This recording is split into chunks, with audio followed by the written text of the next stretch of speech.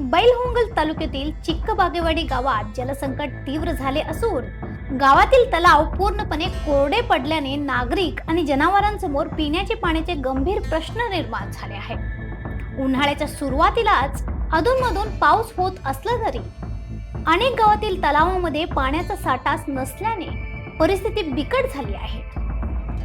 जिल्ह्यात तब्बल 134 तलावांवर अतिक्रमण झाल्याचे उघड झाले असून त्यापैकी 87 तलावांवर अतिक्रमण हटवण्याची कारवाई अद्याप प्रलंबित आहे।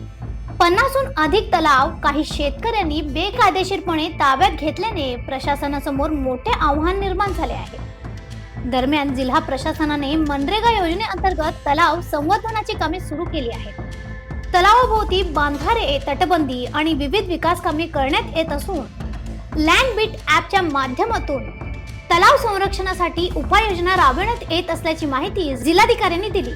मात्र प्रत्यक्ष परिस्थिती वेगळीच असून अनेक तलाव पूर्णपणे कोरडे पडले आहेत। विशेषतः चिक्कबागेवाडी परिसरातील 2 प्रमुख तलावांमध्ये पाण्याचा थेंबही नसल्याने परिसर ओसाड जमिनीसारखा दिसत आहे।